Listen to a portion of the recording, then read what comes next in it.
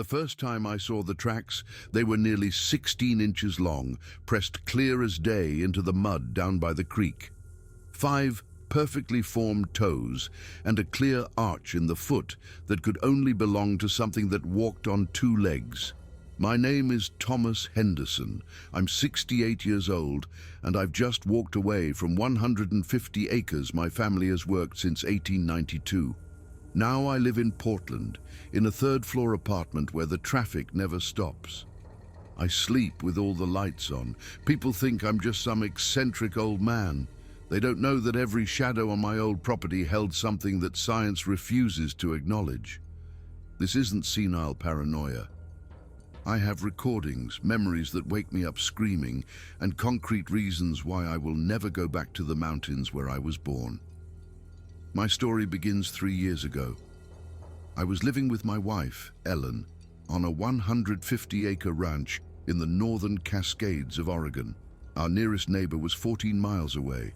We raised sheep, grew vegetables, and lived an almost completely self-sufficient life.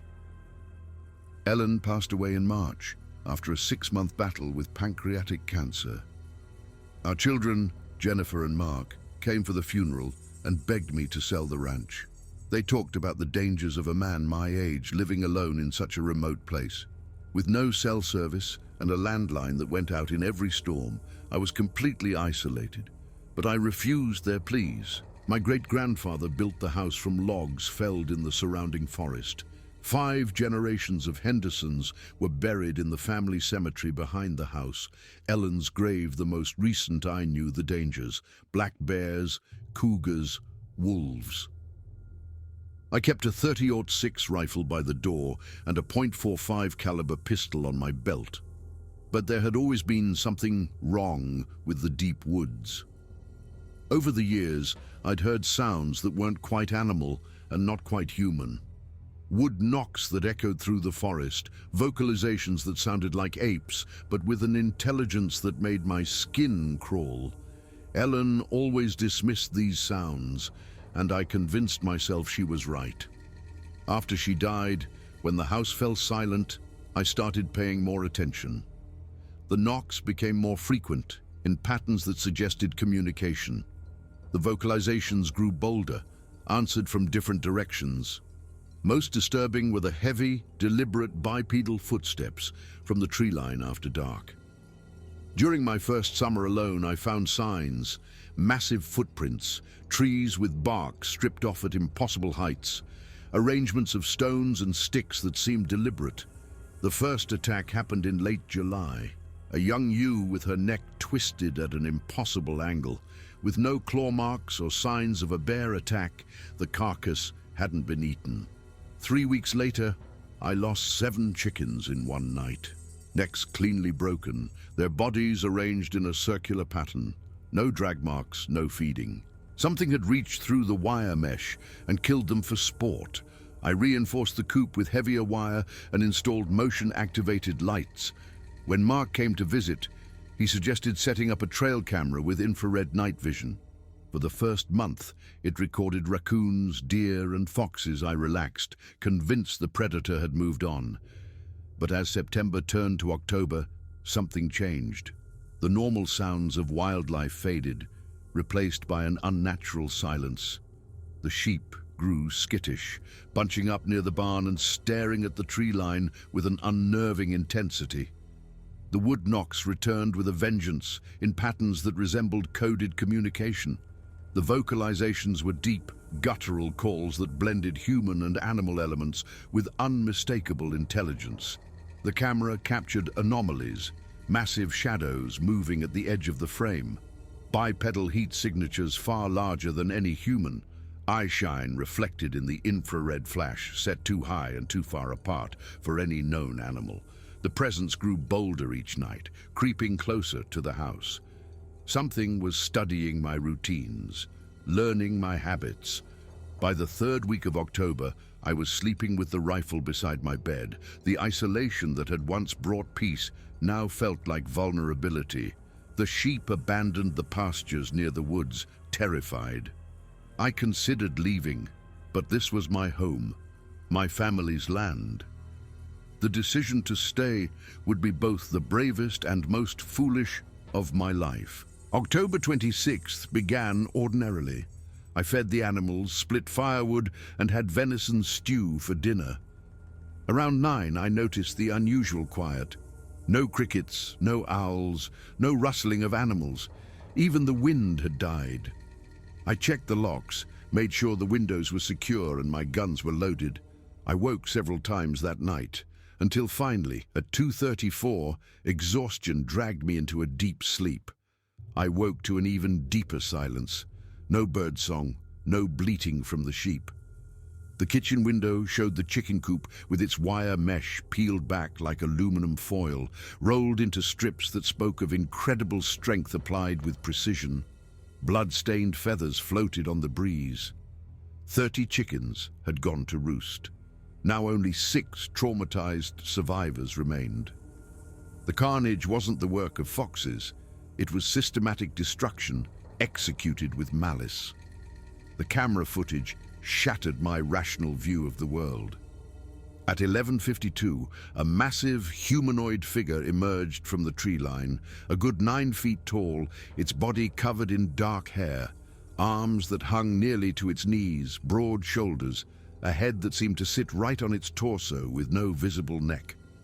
But it was the intelligence in its movement that terrified me. It approached with deliberate purpose, examining the wire mesh before systematically dismantling it. Its hands worked with a master craftsman's precision, peeling back the heavy-gauge wire like paper.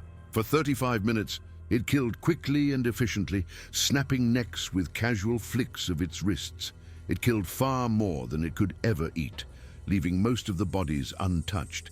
It seemed to take pleasure in the slaughter. The most disturbing part was when it looked directly at the camera. Its eyes reflected the infrared flash like hot coals. The intelligence in that gaze was unmistakable. It knew it was being recorded, and it didn't care. It was performing for the camera, demonstrating its power. Bigfoot was real, and it had been hunting on my property, studying my routines. The nearest phone was in Cascade Falls, 20 miles away. I loaded the camera into my truck and drove to town. David Miller watched the footage twice. When the creature looked at the camera, he flinched back as if it could reach through the screen. He suggested I contact the ranger station at government camp. The conversation was brief and frustrating. The moment I mentioned Bigfoot, the tone changed. The ranger suggested I'd filmed a bear, or it was a trick of the light. When I insisted the creature was clearly bipedal and intelligent, he informed me that the Forest Service deals with real problems, not fantasies. If I was experiencing mental health issues related to isolation and grief, I should seek appropriate care. The call ended abruptly. David's expression had changed to embarrassment. He'd known me for 25 years, but now he looked at me like I'd lost my mind. When he suggested the stress had gotten to me, I knew I was on my own. The drive back felt endless. When my house came into view, the sheep were nowhere to be seen. Something had either spooked them into the deepest corners of the woods, or worse. The next 3 weeks passed in a state of mounting anxiety. I replaced the chicken coop with a reinforced structure built like a fortress. Steel mesh, double locks, motion sensors. But I knew that if the creature wanted to destroy my defenses, nothing would stop it. I repositioned the camera, and the footage revealed a property under siege. Massive footprints, bark stripped from trees at impossible heights, arrangements of stones that indicated intelligence. The creature was still there, watching, planning. The sheep were gone. I found scattered bones, rib cages picked clean, leg bones cracked open for the marrow. The destruction was too efficient for natural scavengers. Something with human-level intelligence was systematically eliminating my livestock. The isolation was taking its toll. Without Ellen to ground me, I felt myself slipping into paranoia. I talked to myself constantly, filled the silence with the radio and music. The house felt like a prison. I started making contingency plans. I kept a go bag packed, the truck's tank full, and rehearsed the route to the highway. but I waited too long. November 14th dawned grey and bitter. The camera battery had died, and I spent the morning replacing it. As the afternoon faded, the sense of impending doom became overwhelming. The woods were too quiet, the air too still, the shadows too deep. Darkness fell, bringing wood knocks that were more urgent, more aggressive. Answers came from multiple directions. They were communicating, coordinating around 10. The vocalizations began. Guttural calls that raised the hair on my arms. I counted at least 4 distinct voices. Then the footsteps started. Heavy, deliberate treads. Circling the house about 50 yards out, I tracked the sounds, watching for movement in the dark. They were taking their time, studying my defenses, gradually tightening the circle. By 11, I knew I was in immediate danger. As one stepped into the light, I caught a glimpse of dark fur and eyes that reflected like polished metal. I grabbed my bag, checked my pistol, and headed for the back door where the truck was parked.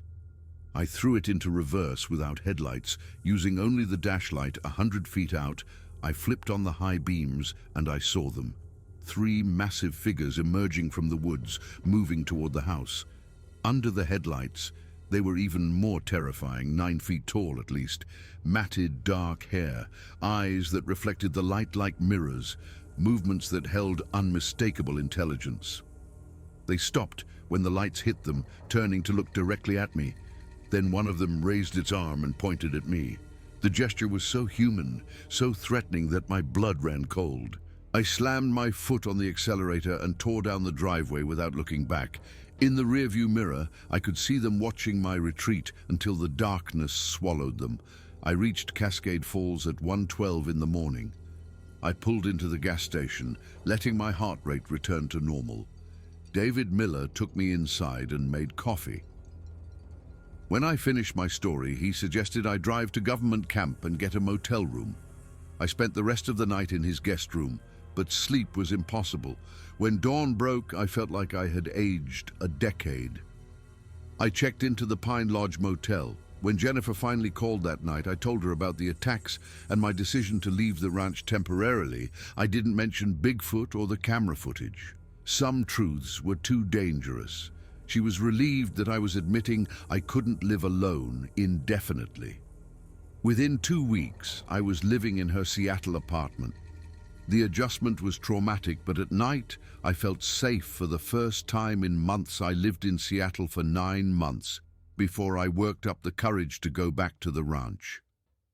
Mark wanted me to sell, but 150 acres represented my life's work, my family's legacy. When I turned onto the ranch road in early August, my hands were shaking. The house was still standing, but just barely. It looked like it had been hit by a tornado. Not random damage, but systematic demolition that only intelligence could achieve. The porch was ripped from its foundation, windows smashed from the inside out, the front door hanging from one hinge, with boards splintered and scored by massive claws. Inside, the furniture was reduced to kindling. The kitchen table where Ellen and I had shared 43 years of meals was splinters. Her grandmother's china cabinet was overturned, the porcelain ground to dust, the cast iron stove was tipped over, its pipe torn from the ceiling. But it was the systematic nature of it that chilled me. Every family photograph was deliberately shattered. Ellen's jewelry box was pried open, its contents strewn across the floor. Not stolen, just destroyed. Books that had been in my family for generations were torn apart, their pages carpeting the living room. The stairs were ripped from the wall. Upstairs, my clothes were shredded, drawers pulled out and smashed against the walls. The mattresses were slashed, their stuffing scattered. In Ellen's sewing room, I found massive handprints pressed into the drywall, each finger clearly defined. They were twice the size of my own hands.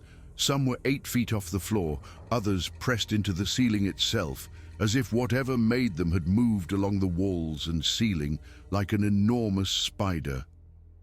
The basement revealed the final horror. My workshop was completely destroyed. Tools were twisted into unrecognizable shapes. My father's 200-pound anvil had been thrown with such force that it was embedded 6 inches into the concrete wall. The oak workbench was reduced to splinters, but in the corner I found the thing that finally broke my spirit. Ellen's headstone, the marble slab that had marked her final resting place, lay in pieces. The creatures had desecrated even the dead, violating the one thing I considered sacred. Rage and grief overwhelmed me, and I fell to my knees among the fragments. The message was clear.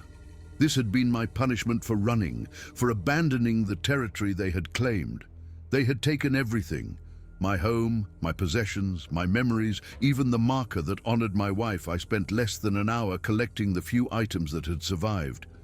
Ellen's wedding ring, a family Bible, my grandfather's rifle, which had been snapped in half as I prepared to leave. I noticed fresh tracks around the house. They were watching me even now. The thought that they might be planning another encounter sent me scrambling for the truck. With an urgency that bordered on panic, I never reported the destruction to the authorities. How could I explain that my home had been demolished by creatures that officially don't exist?